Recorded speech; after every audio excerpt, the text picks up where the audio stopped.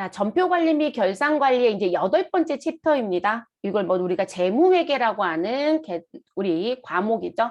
자, 부채 부분 파트 들어가시면 되겠고, 부채도 실제 이제 문제풀이도 있고 뭐 해서 총 한 9강좌, 10강좌 정도 나누어서 진행될 예정입니다. 자, 부채는 다시 세부적으로 들어가면 나뉘어져 있는 건 되게 단촐해요. 부채가 뭐냐라고 하는 개념. 개념이라고 얘기할 수도 있고 우리가 의라고도 하죠, 여러분. 그래서 부채 개념에 대한 내용, 그리고 부채는 크게 유동부채와 비유동부채로 구분했었죠. 그래서 우리가 유동과 비유동을 구분하는 기준은 1년을 기준으로 한다라고 얘기를 했었습니다. 그래서 1년을 기준으로 우리 1년 이내에 들어오면 유동이고 1년이 넘어가 되면 비유동이다라고 얘기했습니다. 그리고 자산처럼 복잡한 게 없어요. 부채는 유동과 비유동 딱 그거밖에 구분이 없습니다. 그래서 저희는 이렇게 단촐하게 배우신다. 근데 여기 가면 우리가 이제 당좌 자산에서 배웠던 반대 개념에 대한 내용이에요. 그렇기 때문에 그 내용을 숙지하고 계셨던 분들은 뒤집으면 돼요. 그러니까 우리가 자산이라고 하면 대체적으로 사오는 사람 또는 받을 권리가 있는 사람이에요. 부채라고 하면 파는 사람, 우리 무슨 뭐 갚아야 되는 돈이 관점이에요. 그래서 지금 이 부채 같은 경우는 사올 때 갚지 않았던 돈이 어떻게 정리할 거냐, 또는 내가 갚을 때 어떻게 정리가 되느냐, 또는 자금 마련에 대한 건 어떻게 되느냐, 이런 쪽의 관점이 부채라고 보시면 되세요. 우리가 앞에서 부채는 타인 자본이라고 했었잖아요. 그러면 사업하기 위해서 돈을 빌려왔다라고 하면 이 안에 들어오겠죠. 그래서 그런 부분의 내용이다라고 생각하시면 되겠습니다. 자, 그럼 부채 개념과 유동부채 시작을 하겠습니다. 이번 시간에는 부채 개념 얘기할 거고요. 유동부채도 한꺼번에 다 진행할 수는 없어서 나눠서 진행을 할게요. 그래서 유동부채의 의의라는 건 앞에서 당좌자산 얘기할 때 벌써 끝난 얘기지만 여기서 한 번 더 복습할 거고요. 그리고 매출채권의 반대가 매입채무. 그리고 단기대여금의 반대가 단기차입금. 자, 미수금의 반대가 미지급금. 선급금의 반대가 선수금이죠. 그러니까 그 반대 개념을 부채에서 배우는 거예요. 갚을 빚으로. 그렇게 보시면 되겠습니다. 그래서 선수금까지 이번 시간에 진행을 하겠습니다. 자, 부채라고 하는 부분은 내가 갚아야 될 빚이죠. 그러면 지금 그런 얘기를 다른 말로 얘기하면 의무라고 하시면 되겠죠. 빚은 의무. 그러면 조금 더 고급스러운 얘기로 바꿔주면 경제적 의무가 있다. 그리고 그 의무 때문에 나는 미래에 돈이 밖으로 나간다, 안 나간다? 나간다. 그래서 자산은 유입 가능성이 있다라고 얘기한다면 부채는 유출 가능성이 있다라고 얘기하고요. 그리고 경제적인 희생의 대가로 인해서 나가는 돈이다라고도 얘기를 합니다. 그게 개념이에요. 그러니까 시험 문제 낼 때 여러분 이런 거 시험에다 붙여내겠죠. 다음 주 부채 설명에 대한 부분에 잘못된 거, 올바른 거 찾으란 문제. 그래서 이 내용 그대로 써서 냅니다. 그래서 과거 사건이라든지 거래 결과, 현재 내가 부담해야 되는 경제적 의무이다. 그로 인해서 미래에 현금 등의 경제적 효익에 희생을 말한다. 돈이 밖으로 나간다. 유출한다. 이런 얘기입니다. 자, 부채는 매입 채무라는 게 있고요. 미지급 비용이란 부분들이 있더라. 근데 미지급 비용으로만 끝나진 않겠죠. 뭐 우리 지금 배워야 되는 개정은 많습니다. 그래서 매입 채무, 미지급 비용 등 영업 활동과 관련된 부채를 말하는데 그 부채는 1년을 기준으로 또는 정상적인 영업 순환 주기를 기준으로 우린 유동과 누구로 비유동으로 분류하고 있다라고 했었죠. 그래서 유동의 부채에는 이런 아이들이 있고요. 비유동의 부채에는 이런 부분이 있습니다라고 얘기하는 거죠. 그러면 유동부채의 대표적인 게 매입채무. 매입채무는 일반적인 상거래에서 발생되는 채무. 그래서 외상 매입금과 지급 어음이 있고 그리고 돈을 빌려왔다 차입금이 있겠죠. 미지급금 아직 못 준 돈이라고 얘기할 거고요. 난 미리 받은 돈이 있었다 선수금. 자, 그리고 나는 뭔가를 지불할 때 미리 떼서 갖고 있는 돈이 있었다라는 걸 예수금이라고 얘기합니다. 미리 떼서 갖고 있는 돈. 근데 이 돈은 여러분 부채에 있다는 얘기는 언젠가는 줘야 된다는 얘기죠. 근데 이 돈을 누구한테 줄 거냐면 국가나 지방자치단체에 대부분 줍니다. 그래서 그들한테 지불할 돈이에요. 그래서 나가는 돈. 그러니까 예수금은 내 돈이 아니에요. 종업원한테 월급 줄 때 월급에서 떼서 갖고 있다가 지불해야 되는 거거든요. 그러니까 내가 꿀꺽하면 불법이 여러분 그 체불임금이 됩니다. 내가 꿀꺽해버리면. 자, 그래서 그런 걸 예수금이라고 하고요. 내가 지금 현재 비용이 발생하였으나 아직 못 줬다. 미지급 비용.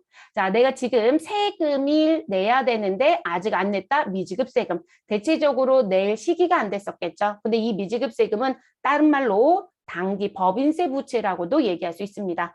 자, 그래서 미지급 법인세라는 것도 있고 미지급 세금이라는 것도 있고. 근데 여러분 이 미지급 법인세라는 용어를 만들어 쓰는 회사가 드물어요, 여러분. 그래서 요 미지급 법인세를 대부분 세금 쪽으로 다 묶어서 쓰기는 합니다. 그리고 유동성 장기 부채라고 하는 부분. 이거는 처음 들어보신 거예요. 그래서 이 부분은 생소한 계정입니다. 이건 부채에서만 단독으로 등장되는, 그러니까 자산 쪽에는 관계된 계정이 없다. 이렇게 보시면 될 것 같고요. 자, 그리고 비유동 부채에는 사채가 있고 장기 차입금이 있고 우리 퇴직급여 충당 부채가 있습니다. 거기에 무슨 부분? 유동 부채로 분류되지 않은 장기성이라는 아이들이 이쪽에 들어올 수 있겠죠. 그러면 장기 매입 채무도 있고 장기 미지급금도 있고 장기 선수금도 있다. 이렇게 얘기할 수는 있겠죠. 그래서 장기자가 붙으면 모두 다 비유동 부채가 됩니다. 계정 과목 나열하는 건 앞에서부터 끊임없이 중간중간 봤던 거라서 크게 생소할 것 같지는 않습니다. 자, 유동부채로 이제 들어옵니다. 자, 유동부채는 무슨 부분? 자, 내가 어찌됐든 부채라고 하는 건 미래에 내가 갚을 빚이다. 의무가 있는 것이다. 그런데 그 의무가 누구를 기준으로 1년 이내, 보고기간 종료일을 기준으로 1년 이내에 지급해야 될 채무이다라고 얘기하겠죠, 여러분. 그럼 보고기간 종료일이라고 하는 건 다른 말로 얘기하면 결산일을 말하는 거죠, 여러분. 우리 결산하는 날짜, 결산 지점, 그래서 결산일. 그리고 이 보고기간 종료일은 재무제표 어디에도 기록이 된다. 재무상태표에도 기록이 되죠. 그래서 재무상태표일이라고 해도 똑같은 말이죠. 그래서 결산일 또는 재무상태표일. 그래서 보고기간 종료일 현재 1년 이내 지급해줘야 될 채무를 유동부채라고 보자. 그러면 이 부분을 얘기할 때 우리는 1년 기준입니다. 라는 표현을 앞에서 재무제표 작성과 관련된 부분들 얘기했을 때 했었죠. 자, 그리고 지급길이 몇 년을 초과하더라도 1년을 초과하더라도 우리는 정상적인 영업주기 이내에 지급하는 매입 채무라면 무엇할 수 있다? 유동부채로 들어올 수 있다. 그러니까 우리가 당좌자산 얘기할 때 여러분 우리 유동자산 얘기하고 당좌자산 내려왔잖아요. 그리고 그 당좌자산에 매출채권이 있었단 말이에요. 근데 그 매출채권이 내가 대금을 회수하는 데까지 걸리는 기간이 3년이 걸린다, 5년이 걸린다 하더라도 우리는 외상매출금 처리할 것이다. 내가 재고자산을 땅에 3년 동안 묻어놨다가 우리 꺼내서 판다. 자, 그래도 재고자산에 우리 무슨 부분 상품으로 또는 제품으로 가지고 있을 것이다 이런 얘기 했었죠, 여러분. 그럼 유동자산이었잖아요. 그럼 반대로 부채도 그 얘기가 똑같이 들어야 되겠죠. 근데 부채는 대부분 무슨 부분 이 매입 채무가 거의 다 주이기는 해요. 네, 그래서 우리 외상 매입금 지급 어음이 대부분 주로 들어오기는 합니다. 그래서 반대 개념의 관점에서도 똑같이 취급을 해줘야 형평성이 어긋나지 않겠죠. 자, 매입 채무의 반대는 매출 채권입니다. 그러면 매입 채무는 뭐라고 얘기할 것이다? 일반적인 상거래에서 발생된 부분이다. 이걸 강조하겠죠, 여러분. 그럼 우리는 복습한다면 일반적인 상거래는 제가 사업자 등록 중에 무엇을 보셔라? 업종을 보셔라. 이렇게 얘기했었죠, 여러분. 그래서 우리 업태와 종목이라는 부분의 거래에 해당되는 것. 그걸 우리가 일반적으로 뭐라고 얘기한다? 영업활동입니다. 라고 얘기할 것이다. 그래서 그 영업활동과 관련하여 발생된 우리 갚을 빚. 그걸 일반적인 상거래라고 보자. 그러면 나 아직 돈 못 줬어요. 라고 하면 외상매입금이라고 불러주시고 나는 어음을 발행하여 지급하였다. 그러면 지급어음이라고 얘기해 주시면 되겠죠. 그래서 여기도 똑같이 나와요, 여러분. 내가 도매업을 하고 있다? 그러면 유통업이라는 얘기가 되겠죠. 그래서 유통업을 하고 있는데 내가 상품을 파는 게 아니라 매입했다고 얘기하겠죠. 자, 그리고 내가 제조업을 하고 있다. 그러면 만든다는 얘기잖아요. 그러면 만드는 기업에서는 뭘 사요, 여러분? 원재료를 매입하겠죠. 그러면 원재료나 상품을 매입하는 과정 중에 발생한 채무입니다. 그런 걸 우리가 일반적인 상거래라고 하고 우리 돈 아직 못 주면 외상 매입금. 그런데 그 부분에 대해서 어음을 발행하면 지급 어음으로 처리한다. 그러니까 이게 당좌자산에서 매출채권 배웠던 글씨를 매출채권은 매출한다라고 얘기했어요, 여러분. 그런데 우리는 지금 사온다는 관점을 돌려놓으시면 된다는 거예요. 그래서 자산으로 배울 때 우리 매출채권은 누구의 입장? 파는 사람의 입장, 받을 권리가 있는 사람의 입장. 근데 매입채무로 배울 때는 사오는 입장, 그러면 갚을 빚이 있겠죠. 그 입장으로 바뀌어지는 부분입니다. 그리고 재무제표 작성에서 외부에 공시되는 부분에는 통합계정으로 표시가 되셔야 되겠죠. 그래서 우리는 외상매입금과 지급어음을 무엇하여 묶어서 매입채무로 무엇한다? 통합하여 표시한다. 우리 매출채권도 통합계정이었었죠. 그래서 이 부분 동일하게 등장이 됩니다. 자, 그러면 외상매입금 회계처리 부분 복습할게요. 자, 일반적인 상거래에서 재화라든지 용역을 무엇하시고 구입하고 또는 제공받고 그 대금을 구입 시점에 지급하기로 약속만 하고요. 아직 돈은 안 줬다는 거죠. 그래서 구입 시점 이후에 돈 줄게 라고 했을 때 나오는 계정 과목. 그러면 항상 등장하는 내용에 누가 있을 것이다? 재고 자산이 들어가져 있을 것이다. 재고 자산이. 그러면 원재료를 샀다, 상품을 샀다. 이런 얘기가 들어올 거라는 거죠. 그래서 원재료를 50만 원에 구입을 하고요. 구입하고 대금은 월 말에 지급하기로 하였다. 그럼 원재료는 무슨 자산이다? 재고 자산이다. 그러면 월 말에 지급한다는 부분은 아직 못 준 외상 매입금이 된다. 이렇게 정리가 되죠. 그러면 원재료는 창고에 들어왔으니까 우리 자산을 무엇하시면 되고요? 증가시켜 주시면 됩니다. 차변에. 그래서 원재료 50만 원 기록하시고 대변에 누구를 쓰시면 된다. 외상 매입금 50만 원이라고 하는 매입 채무를 기록하시면 되겠죠. 자, 일정 기간 뒤에 외상 매입금 무엇해요, 여러분? 갚아야 되겠죠. 그래서 외상 매입금 50만 원을 보통 예금 계좌에서 무엇하였다? 지급하였다. 그럼 보통 예금은 감소하겠네요. 그럼 여러분 자산의 감소는 어느 변에 쓰시면 돼요? 대변에 기록하는 거잖아요. 그래서 보통 예금 50만 원 내보내 주시고 그리고 상대편 차변에는 누굴 기록하시면 된다. 우리 구입했을 때 대변에 기록했던 외상매입금 가져다가 차변에 상계 정리하시면 되겠죠. 그래서 외상매입금 50만 원 부채 감소시켜 주시면 되겠습니다.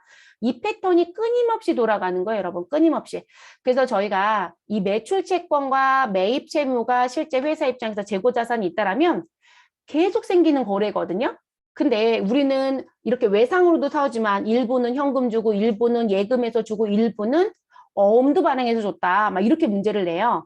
그런데 대부분 여러분 일하러 가시면요. 매출채권과 매입채무는 외상거래가 거의 주예요. 그러니까 시작점이 다 정해져 있어요. 무슨 부분? 외상이야 라고. 그러면 내가 지금 현재 물건을 팔았다? 그러면 상품 매출의 외상 매출금이 기본 분계고 내가 상품을 사왔다? 그러면 상품의 외상 매입금이 기본 거래라고요. 그러니까 업무에서는 매출채권과 매입채무를 어렵다라고 아예 느끼지 않아요. 근데 우리 시험은 그렇게 되면 너무 단촐하거든요. 그러니까 50만 원어치 사오는데 일부는 현금, 일부는 통장에서 줬고 일부는 어음 줬다고 내는 거예요. 근데 현실은 그런 거래가 거의 없어요. 있어봐야 계약금 주고받은 게 끼어 들어오는 정도 말고는 거의 없거든요. 그래서 시험이 어렵고 시험이 조금 더 복잡하고 그리고 업무는 훨씬 더 간단합니다. 이 채권 채무 쪽의 상거래는. 자, 이제 어음 얘기 들어갈게요. 어음. 자, 우리가 어음을 발행해서 줬다는 거죠. 그죠? 내가 가지고 있었던 받을 어음을 배서 양도한 게 아니라 내가 어음을 발행하여 대금으로 주었다. 이런 얘기겠죠. 그러면 실질적으로 어음을 주는 방법은 두 가지입니다. 원재료를 구입할 때 또는 상품을 구입할 때 어음을 발행해서 주실 수도 있고요. 또는 내가 외상대금을 무엇할 때 갚을 때 주실 수도 있겠죠. 그래서 외상매입금이 일단 대변에 발생이 됐다가 추후에 외상대금을 갚을 때 통장에서 돈을 주는 게 아니라 나는 30일짜리 어음을 주었다. 그러면 그때도 지급 어음이 발생될 수 있겠죠. 그래서 어느 시점에 나오는지는 체크를 좀 해보셔야 되는 부분. 그리고 우리가 지급 어음, 받을 어음이라는 계정 과목을 사용할 수 있는 건 무슨 거래에서만 쓰는 것이다. 일반적인 상거래라고 부르는 부분. 그러면 항상 여러분들 지문에서 뭐 찾으셔라? 재고자산 계정 과목이 있는지 보셔라. 그래서 상품, 원재료, 제품 이런 식의 계정 과목이 있을 때만 받을 어음, 지급 어음 계정 과목 쓸 수 있어요. 그거 실수하지 마실 것. 자, 회계상 거래 들어가 볼게요. 재고자산의 구입 시점입니다. 자, 원재료를 그럼 여러분 재고자산 글씨 들어왔네요. 자, 원재료를 50만 원에 구입하고요. 전자어음을 발행하였다라고 얘기합니다. 발행해서 거래처한테 줬겠죠. 그럼 우리 자산이 원재료 50만 원이 증가합니다. 그리고 대변에 지급어음이라고 하는 부채를 무엇하시면 된다? 증가시켜 주시면 되겠죠. 그리고 금액은 50만 원. 자, 그리고 나서 일정 기간 뒤에 저는 이 어음 무엇해야 돼, 여러분? 만기 관리하셔야 되겠죠. 그래서 업무상에서는 결제하는 날 2시까지 은행에 다 입금을 시킵니다. 라고 말씀을 드렸었죠. 전날 은행하고 만기가 돌아오는 거 다 체크합니다. 자, 지급어음 결제 시점에 내가 발행해서 주었던 지급어음 50만 원이 뭐가 도래했다? 만기 일이 도래하였다라고 얘기하고요. 보통예금 계좌에서 무엇하였다? 결제했다라고 얘기합니다. 그러면 지급어음 무엇하시고 감소시켜 주시고 보통예금 계좌에서 결제했으니까 보통예금도 감소시킵니다. 그러면 우리 차변에 대변에 있었던 지급어음 상계 정리합니다. 그래서 부채를 감소 그리고 통장의 보통예금 대변에 자산을 감소시켜 주시면 끝나는 부분.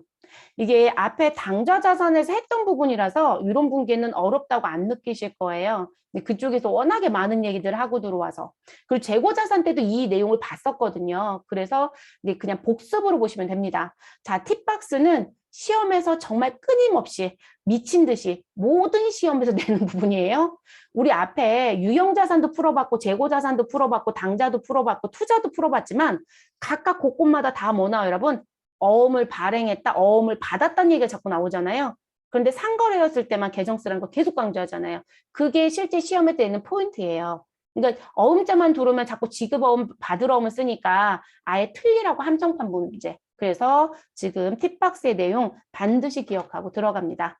자, 원재료 등 재고자산을 구입하는 과정 중에 발행된 어음이었다. 또는 재고자산을 외상으로 사왔어요. 그럼 내가 외상 매입금을 무엇하였다? 갚았다. 결제하였다. 이런 얘기 하겠죠? 그러면 외상 매입금 결제 시에도 어음 발행할 수 있죠. 자, 그것까지 포함해 주셔야 되는 거예요. 원래 외상 매입금 반대편에 누가 있을 것이다? 재고자산이 있었을 거니까. 그래서 우리 계정과목 뭐로 쓰신다? 지급어음. 자, 그리고 기계장치 등 유형자산이라든지 무형자산이라든지 우리 투자자산을 구입하는 과정 중에 어음을 발행했다. 그럼 뭐로 가신다? 미지급금입니다. 자, 돈 빌려올 때도 어음 주실 수 있다라고 했었죠. 그래서 금전 소비대차 계약에 의해서 어음을 발행한 게 있었다. 그럼 뭐로 가신다? 단기 차입금 내지는 장기 차입금. 결론적으로 차입금 계정 쓰세요라는 얘기죠. 그래서 반드시 구분을 하셔야 되는 부분입니다. 자, 단기 차입금이라는 부분. 여러분 돈을 빌려주는 사람은 대여해줬다라고 하죠. 그래서 빌려주는 사람은 단기 대여금이라고 부른다라면 빌려온 사람은 우리 차입하였다라고 하니까 단기 차입금이라고 얘기하는 거죠. 그래서 돈을 빌려오고 상환의 기간이 보고기간 종료일 기준으로 1년 이내이면 단기라고 정리해 주시면 되고요. 1년이 넘어가면 장기 차입금이라고 해주시면 됩니다. 자, 그 부분. 그러면 금융기관한테 빌려온 돈도 들어올 수 있고 아는 지인한테 빌려온 돈도 들어올 수 있겠죠. 그래서 금융기관으로부터 당좌 차월과 관련된 부분 또는 금전 소비대차 계약에 따라 차입한 금액이 있었다라면 보고기간 종료일 현재 1년 이내 만기가 도래한 건 단기 차입금으로 정리해라. 이렇게 알아두시면 되겠습니다. 그러면 단기 차입금 발생 시점을 보시면 저는 어디에서 한국은행에서 1년 뒤 상환하기로 약정을 하고 얼마를 빌려왔다? 20만 원을 차입하였다. 여러분 1년 뒤 상환하기로 하고 돈을 빌려온 거예요. 그럼 누가 봐도 단기 차입금이 되겠죠. 그리고 그 차입금은 보통예금에 무엇되었다? 입금되었다. 그럼 보통예금은 증가한다, 감소한다? 증가. 그래서 차변에 보통예금 자산을 증가시켜 주시면 되고 대변에 갚아야 될 빚 우리 단기 차입금 20만 원을 증가시켜 주시면 되겠습니다. 당연히 거래처는 한국은행 단기 차입금에 관리해 주셔야 되겠죠. 자, 그리고 단기 차입금을 상환합니다. 그러면 저는 돈 빌려온 은행이 한국은행이잖아요, 여러분. 그럼 돈도 어디에 갚을까요? 한국은행에 갚겠죠. 그 여러분 이렇게 빌려오면 계좌가 따로 만들어지죠. 그래서 우리가 거래처라는 등록에 가면 은행 등록을 하는데요. 무슨 보면 보통 예금 은행도 있겠지만 우리 차입금에 대한 은행 계좌도 따로 있을 거거든요. 우리 계좌 번호별로 다 관리하셔야 되니까. 자, 단기 차입금 만기일이 도래하여 원금 얼마? 20만 원과 그러면 이 원금은 단기 차입금이겠죠. 그리고 이자 5만 원을 보통 예금에서 지급하였다. 그러면 우린 대변에 자산이 감소하겠네요. 그래서 보통 예금 20만 5천 원이. 그리고 차변에는 내가 이자를 무엇했어요, 여러분? 지급했어요. 그러면 이자를 지급하면 이자 비용이고 내가 이자를 받으면 이자 수익이죠. 그럼 이자 비용 정리해 주시면 되겠네요, 여러분. 됐을까요? 그러면 이대로 이제 분개합니다. 그래서 전 대변부터 쓸게요. 대변에 보통 예금 20만 5천 원 감소시켜 주시고 차변에는 우리 돈 빌려왔을 때 어디에 대변에 단기 차입금 처리했던 부분을 무엇한다? 상계 정리한다. 근데 분명히 대변에 단기 차입금에 한국은행이 있었을 거니까 우리 차변에도 한국은행을 같이 기록해서 없애주시면 되겠죠. 그리고 이자 비용 5만 원 기록해서 마무리하시면 되겠습니다.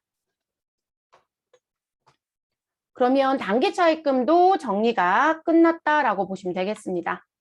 자, 이제 미지급금과 미수금에 대한 부분. 자, 미지급금의 반대편에 있는 게 미수금.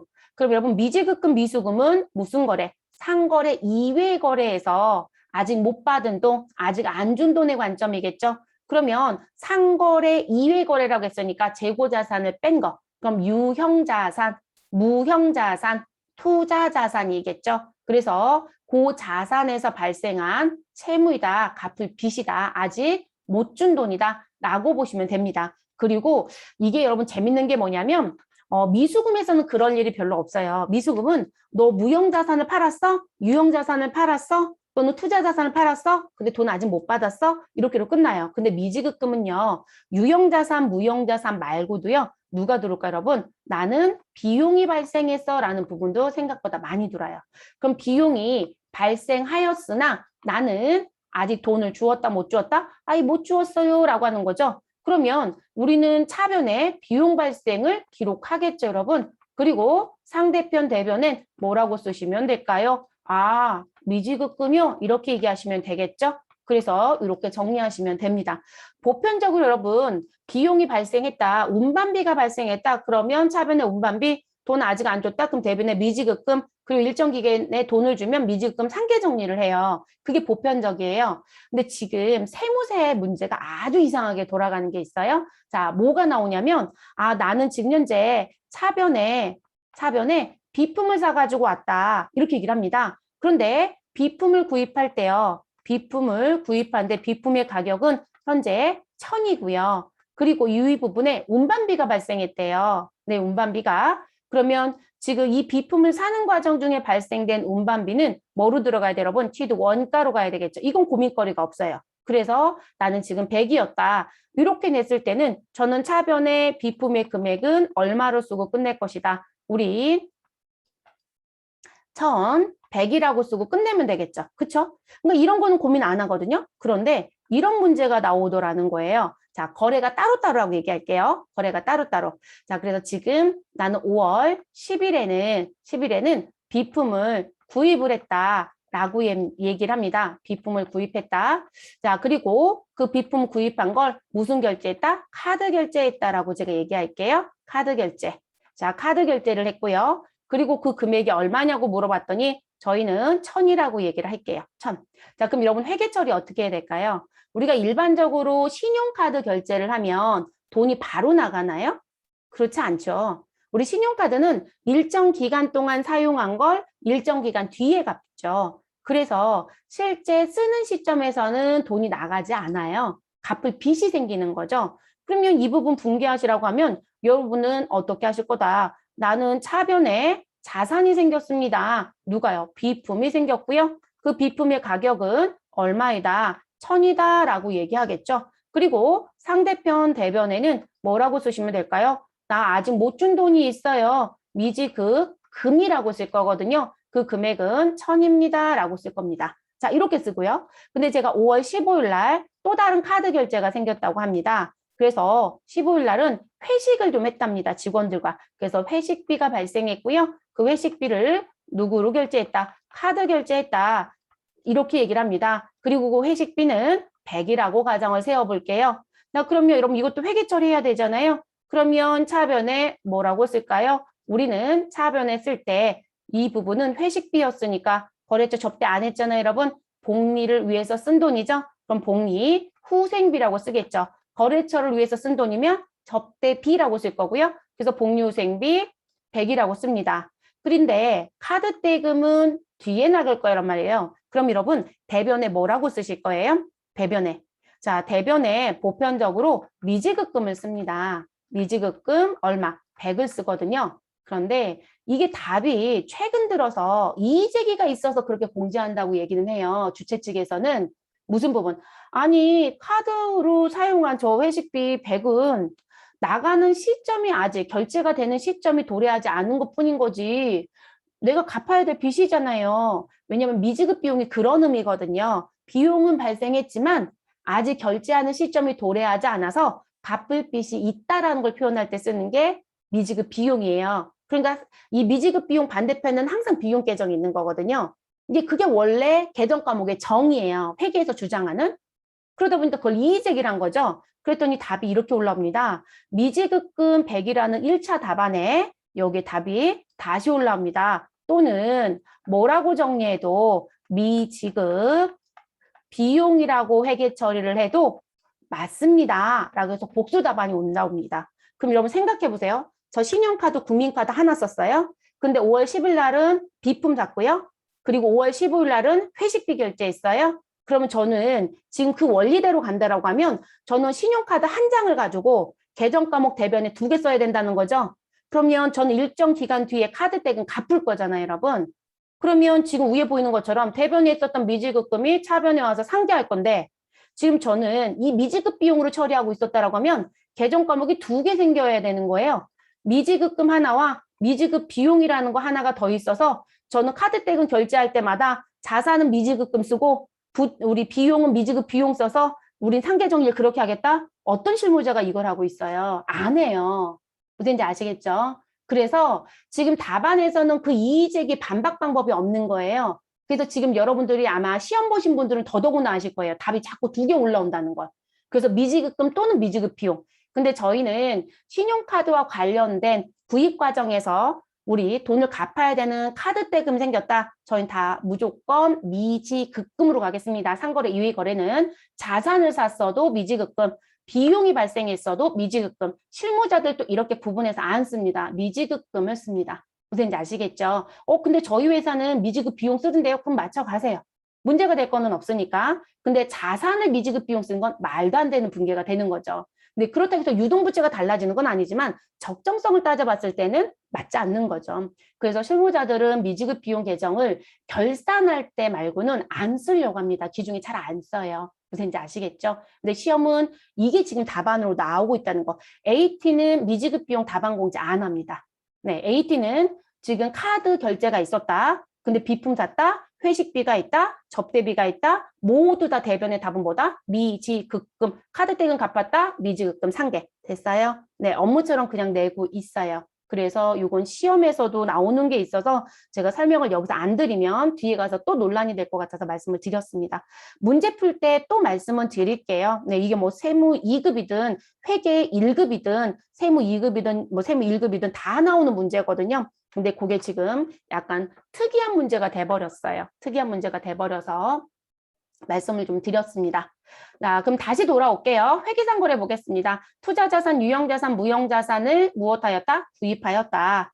라는 시점의 회계처리. 자, 관리부에서 사용할, 여러분 관리부에서 사용한다고 했으니까 누가 보더라도 무엇이다? 아, 유형자산이구나. 이렇게 되는 거죠. 컴퓨터 5대를 구입을 했고요. 대금 500만 원은 말일에 지급하기로 하였다. 자, 말일에 지급하기로 했으니까 돈은 주었다, 안 주었다? 안 주었다. 자, 그리고 유형 자산의 컴퓨터는 뭐로 처리하면 된다? 비품. 그럼 우린 차변에 비품 500만 원을 증가시켜 주시고 그리고 상대편 대변에는 미지급금이라고 500만 원 쓰시면 되겠습니다. 그리고 일정한 시점에 이 미지급금 갚아야죠, 여러분. 그래서 미지급금 결제 시점 또는 카드대금 결제 시점에 우리는 미지급금 상계 정리합니다. 그래서 미지급금 500만 원을 보통예금 계좌에서 무엇하였다? 지급하였다. 자, 보통예금에서 지급했으니까 보통예금은 대변에 감소시켜 주시면 되고요. 그리고 우리는 대변에 계상시켰던 우리 미지급금 무엇하셔라? 상계 정리하셔라. 그러면 이렇게 정리가 끝납니다. 그래서 이게 가장 대표적인 게 카드대금이에요, 여러분. 카드대금. 우리가 카드를 사용하면 사용한 날짜가 있잖아요. 그 날짜별로 무엇 하셔야 돼요? 차변에 접대비인지 복리후생비인지 뭔지는 모르지만 여러분들은 주구장창 열심히 씁니다. 그래서 우리가 카드라고 하는 부분이 발생이 되면 우리는 카드 사용일자가 있을 것이다. 그래서 그 사용 일자별 무엇을 하셔라? 회계 처리를 하셔라. 이렇게 하는 게 원래 원칙입니다. 그러면 차변에는 뭐가 들어올지 우리는 알 수 없어요, 여러분. 저는 아까 회식비라고 해서 복리, 후생비라고 써드렸죠, 여러분. 근데 이게 복리, 후생비가만 있을까요? 접대도 있고 참 많을 거거든요. 등등등등. 그리고 우리 상대편 계정에는 뭐 쓰시면 된다? 아직 돈이 나가지 않았으니 미지급금이라고 기록을 합니다. 그리고 카드 대금이 15일 날 나간다, 27일 날 나간다. 그러면 그때 대변에 있었던 미지급금을 차변으로 보내서 무엇 하신다? 상계 정리합니다. 됐을까요? 자, 그리고 또 하나. 원래 여러분 이렇게 미지급금을 세웠다가 상계 정리할 때 차변에 가서 미지급금을 무엇하는 거? 없애는 게 맞아요. 네, 이렇게 하는 게 원래 원칙입니다. 근데 저희 반도 지금 세무대리인 쪽 가고자 하는 분들이 있을 거예요. 자, 그것 때문에 한 가지 말씀드릴게요. 자, 세무대리인 쪽 가시는 분들은 이 카드대금 영수증 낱장이잖아요. 그 낱장을 하나씩 주느냐? 안 줘요, 여러분. 네, 안 주거든요. 그래서 이제 뭘 받을 거냐면 카드대금 청구서가 있을 거예요. 카드대금 청구서. 이건 기업도 똑같아요, 여러분. 원래 원칙적으로 카드를 사용하면 영수증을 다 달라고 하는 게 맞아요. 근데 대표이사조차도 어떤 날은 주고 어떤 날은 안 주고 막 지갑에 그냥 막 넣어놨다가 수루 뺏어주기도 하고. 그러니까 이게 큰 기업들은 이게 규정이 정해져 있기 때문에 큰 기업은 이거에 고민거리가 없어요. 제출 안 하면 돈 안 주고 너 증빙 안 줬기 때문에 이게 법인카드 써서 너 남용권 아니야 이렇게 들어가거든요. 근데 우리가 중소나 중기업은 이 부분이 정리가 아직 다 안 되어 있으면 실질적으로 우리 뒤에 청구서 받으면 뭘 이렇게 많이 썼어 이렇게 되거든요. 또는 실질적으로 이제 내가 전산망에 들어가서 실시간 확인이 가능한 사람이다라고 하면 뭘 썼는지 그때그때 볼 수도 있긴 합니다. 근데 그런 경우가 아니라면 청구서를 받았을 때 대부분 알게 되죠. 그럼 저희는 이제 문제가 뭘까요? 증빙이 없네요? 라고 하는 고민거리가 생기죠. 그래서 지금 국세청에서는 뭐라고 얘기했냐면 원칙은 그 신용카드 영수증을 갖고 있어야 되는 게 맞다. 또는 현금 영수증을 갖고 있어야 되는 게 맞다. 그런데 무슨 부분? 이 자료는 법인카드이다. 그리고 법인의 이름으로 현금 영수를 받아왔다. 그럼 국세청에 그 증빙이 100% 모여 있습니다. 그래서 보관 의무를 지금 현재 폐지해주고 있습니다. 그런데 현금 영수증은 법인 이름으로 받아온 건 100% 모이기 때문에 현재 폐지를 시켜줬지만 신용카드는 폐지를 안 시켰습니다. 이유는 신용카드가요, 모두 다 법인카드로 업무를 진행할 수는 없어요. 그러다 보니까 무슨 카드? 종업원의 카드로도 경비 지출을 하고 종업원이 회사에 청구를 해서 돈을 받거든요. 그러다 보니까 국세청에 법인의 이름으로 카드 청구서가 모이는 게 아니라 얼마 썼다라는 내역이 모이는 게 아니라 누구의 이름? 그 사람 개인으로 모이죠. 소위 말해서 연말정산에 가서 신용카드 사용을 조회하면 거기에 모여 있거든요. 그 부분 때문에 이 카드 대금에 대한 부분은 별도의 증빙을 반드시 보관해야 됩니다. 청구서로 보관해도 됩니다. 그리고 직원이 직접 쓴 부분에 자기 카드 쓰고 청구 들어와서 돈 줬다? 그런데 그게 한 건이다? 그러면 그 한 건의 영수증이 분명히 뒤에 붙어 있을 거예요. 그거 보관하시면 됩니다. 그리고 이제 실무에 가시면 느끼는 게 있을 겁니다. 우리 영수증들 받아오시면 요즘은 하얀색 놀링지가 더 많잖아요, 여러분. 그죠? 뭐 아직도 나는 받아왔는데 3장짜리 하나 떼서 주더라. 먹지 쓴 것처럼. 자, 먹지를 썼던 하얀 놀링지를 썼던 일정 시간이 지나면 뭐가 된다?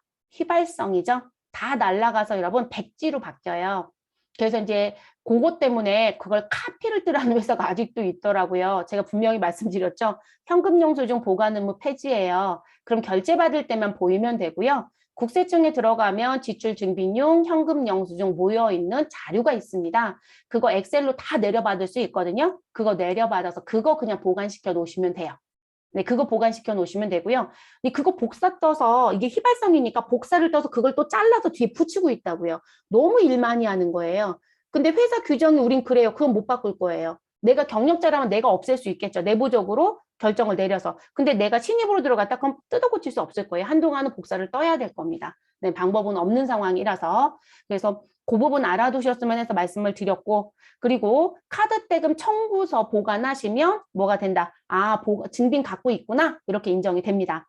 그러면 지금 현재 회사는 지금 지출하는 시점에 미지급금 세웠다가 상계하는 게 원래 정리가 되는 건데, 세무대리인 쪽은 중간에 증빙이 안 돌아요. 우리가 부가가치세 신고 법인이다. 3개월에 한 번씩 신고할 거거든요. 그때 저는 모든 서류 다 같이 받으라고 해요. 부가세 서류만 받지 말고. 그럼 모든 서류 다 받고 부가세 신고 끝내고 그 나머지 시간에는 다른 업무를 봐야 되겠죠. 그 받은 서류 가지고. 자, 그러면 카드대금 청구서가 끼어 들어올 겁니다. 그러면 이 기업에서는 내용을 잘 모르니까 카드대금 청구서 오면 그것만 그냥 붙여줘요. 반드시 무엇 하셔라? 청구서 내역에 사용한 날짜별로 내용이 있을 거잖아요. 그럼 거기에 무엇 해주셔야 돼요? 뭐 때문에 썼는지 내용을 쓰라고 해야죠. 그러니까 지금 기업이 분계라는 걸 우리가 지금 하는 차변에 누구 대변에 누구라는 분계라는 걸 해서 자료를 주는 회사도 있지만 그냥 증빙만 쫙 모아서 주기도 한단 말이에요. 그럼 내가 그 증빙을 보고 이게 무슨 지출인지 알 수 있는 것도 있지만 모르는 게 훨씬 더 많아요. 그럼 무엇 하셔야 돼요? 내용을 써주세요라고 얘기를 하셔야 되겠죠. 그래서 아 이거는요 회식비고요. 이거는 컴퓨터를 산 거고요. 이거는 거래처 선물 사준 거고요. 이렇게 쓰겠죠. 그럼 회식비, 복리후생비, 컴퓨터, 금액이 얼마, 소액자산이 아니면 비품으로 정리하시고 고정자산 등록도 하시고 감가상각도 하셔야 되겠죠. 근데 컴퓨터를 77만 원 줬네 부가세 포함해서 그러면 소모품비 처리해도 상관이 없겠죠. 자, 거래처 선물 사줬다고요? 접대비 처리하셔야 되겠죠. 그러면 이거 그냥 돈 쓴 거 가지고 여러분들이 어떻게 하실 건데 알 수가 없습니다. 무슨인지 아시겠죠? 그래서 그거 써달라고 하세요. 정당한 요청이에요, 여러분. 그래서 이거 써달라고 하시고 자 그리고 세무대리인 쪽 취업 나가시는 분들 조심하실 것 또 하나 자 대부분들이 기업처럼 사용한 시점에 회계 처리를 하려고 보니 너무 일이 많은 거예요. 그래서 이분들이 뭘 하냐면 자 지금 우리 회사의 카드 대금은 1일부터 언제까지 말일까지 사용한 부분이 언제 15일 날 결제가 되더라. 그러면 이분들이 15일 날 모든 정리를 하려고 마음을 먹어요. 그래서 무슨 마음을 먹었겠어요, 여러분? 아, 1월 달에 쓴 건 2월 15일에 회계 처리를 한 번에 하겠다고 마음을 먹은 거죠. 그래서 2월 15일 날 가서 차변에 여기 내용 다 정리한 다음에 복리후생비가 얼마이고 접대비가 얼마이고 이렇게 정리합니다. 미지급은 안 세우겠죠, 여러분? 그리고 무엇 할까요? 카드 대금 다 통장에서 나가죠, 여러분. 즉시 보통 예금을 써버리고 끝낼 거거든요. 자, 이거 말리진 않을게요. 이렇게 하는 게 FM은 아니에요. 위에처럼 하는 게 FM이에요, 여러분. 그러니까 우리가 일을 하는 걸 보면 세무대리인에서 하는 업무가 FM이 아닌 게 되게 많아요. 그래서 기업에 근무했던 분이 세무대리인 가시면 멘붕 온다고 얘기해요. 이상하다. 그냥 내보내고 있는 거예요. 그래서 이렇게 하시는데 여기에 여러분한테 부탁드릴 건 자, 이런 분들이 계세요. 여기 지출에 합계가 있겠죠. 합계 금액이 1,500만 원이 지출했다고 되어 있더래요. 그랬더니 여기에 뭐 써준 거 보고 복리후생비를 다 더해요. 그리고 여기에 복리후생비를 한 줄로 써요. 그래서 복리후생비가 750이에요. 접대비 200만 원이에요. 건수별로 정리 안 했다는 거죠. 이건 문제가 됩니다. 우리 거래가 발생할 때마다 건건히 정리하라고 분명히 배우셨어요. 그걸 우리가 무슨 회계라고 배웠어요? 복식이라고 배웠죠. 우리 단식회계 아니에요, 여러분. 법인은 복식회계가 원칙이에요. 이거 복식 위배한 거예요. 문제될 수 있어요. 그래서 이렇게 분개해 놓으면 750짜리 근거 내놔봐라고 해요. 그럼 저는 카드 대금 처음부터 덜렁덜렁 들고 갑니다. 짜증내겠죠, 조사관이. 이게 뭡니까? 근데 제가 엑셀로 차트 정리를 따로 해놓은 게 있어요. 그러면 상관이 없어요. 거긴 복리라고 해서 며칠 거 다 정리해놨을 거니까. 근데 여러분 그 일 할 바에는 그냥 타이핑을 치고 말죠. 이거 국세청에 자료가 모여있다고 했잖아요. 국세청 자료 내려받아서 회계 처리로 끌어들일 수 있는 방법도 있어요. 저는 그거 보여드리지 못해요. 교육용에 그걸 지원해주지 않습니다. 그러니까 업무에 가시면 배워야 될 게 훨씬 더 많아요, 여러분. 그러니까 이걸 손으로 정말 노가다하듯이 우리가 속어를 쓰면 노가다하듯이 하는 분도 있는데 프로그램 잘 다루고 어디에서 가져올 수 있다는 거 아시는 분들은 기능을 많이 활용을 해요. 그래서 프로그램 공부를 좀 많이 하셔야 될 거예요. 근데 그걸 보여드릴 수 있으면 좋겠지만 뭐 교육 버전을 지원하고 있지 않기 때문에 저희가 보여드리지 못하지만 최소한 알고는 계셔야 돼요. 그래서 이렇게 하나로 퉁 치는 건 안 되세요. 복식, 부기 또는 복식회계 위배입니다. 그래서 조사가 나오면 이거에 대한 세분의 역사를 보여달라고 할 것이다. 근데 거기다 증빙 보여준다? 이제 짜증나기 시작을 할 겁니다. 그러면 모든 걸 태클 걸기 시작해요. 태클 걸릴 일을 만들 필요 없으시다는 거죠. 그래서 따로 정리하실 거. 일반 기업은 이 부분을 제가 아까 엑셀로 차트 정리하는 회사들도 있다고 했잖아요. 네, 그렇게 하는 회사도 있어요. 그래서 청구서가 들어오면 엑셀로 내려받을 수 있으니까 엑셀로 복류생비 딱 정리하고 접대비 딱 정리하고 그리고 나서 전표 처리할 때는 그냥 한 줄로 넣어버리는 거예요. 그리고 그 엑셀 자료를 다 보관을 해요. 그리고 조사가 나오면 그걸 다 첨부해서 보여줍니다. 그럴 수 있다면 상관이 없어요. 근데 그렇지 않다라고 하면 계속 문제가 생겨요. 그래서 이건 권장하지 않습니다. 네, 알아는 두셔야 될 것 같아요. 특히 세무대인들 이렇게 퉁퉁 치는 거 잘하거든요. 네, 문제가 있다는 거예요. 알아두셔야 되는 부분이고요. 자, 그리고 이 얘기 나왔으니까 한 가지 더 말씀드릴게요. 또 하나 여러분 조심하셔야 될 게 뭐냐면 그럼 세무대리인 쪽에서는 돈 나가는 시점에 차변의 비용을 쓰고 대변에 보통계획을 바로 써버렸어요. 근데 여러분 지금 생각해 볼 게 뭐냐면 자, 우리가 카드 대금이요. 제가 1일부터 말일까지 쓴 게 15일 날 결제예요. 근데 여러분 이 15일이 다음 달이겠죠. 2월이에요. 그쵸? 그럼 1월 달 거는 2월에, 그쵸? 2월 달 거는 3월에 이런 식이죠. 그러면 우리 12월 달 거는 몇 월에 결제가 됐을까요? 1월에. 자, 그럼 고민해 보셔야 되는 게 있는 거죠. 아, 1월 15일 날에 차변에 비용 처리하고 대변에 보통예금 쓰는 게 정당하냐? 정당하지 않죠. 1월 1일부터 12월 31일 회계 기간에 발생된 건 그 회계 기간의 비용으로 들어야 돼요. 근데 1월 15일 날에 차변에 쓴 건 전달에 쓴 거예요. 그럼 12월 달 지출이에요. 그 사고 치시는 분들 있어요. 그거 조심하실 거. 그러니까 나가는 시점에 정리를 하겠다. 특히 세무대리인 쪽에 계신 분들, 가겠다라고 하신 분들, 그건 기중은 상관이 없지만 항상 무슨 고민을 하셔야 된다? 12월 달에 대한 부분은 반드시 미지급을 세웠다가 1월 15일 날에는 미지급금을 상계 정리해 주셔야 돼요. 근데 그거 놓치시면 안 돼요. 그래서 회계기간 넘어간 건 비용 인정 자체를 하지 않습니다. 조심하셔야 되는 부분 중에 하나예요. 그래서 그거 조심하실 것.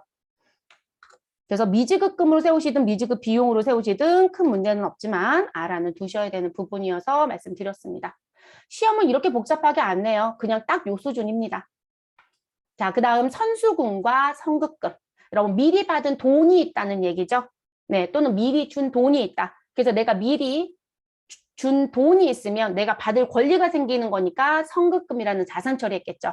근데 내가 미리 준 돈이 아니라 받은 거죠. 이번에는. 그러면 내가 지금 현재 매출을 할 목적으로 계약을 했고 그 계약과 관련해서 계약금을 받았다. 중도금을 중간에 받은 게 있었다. 그러면 그 돈은 무슨 부분? 미리 받은 돈. 내가 아직 뭘 하지 않았으니까요. 매출하지 않았으니까 용역을 제공한 적이 없으시니까. 그래서 미리 받은 계약금이 있다라고 하시면 우리는 선수금이라고 처리하시면 되겠습니다.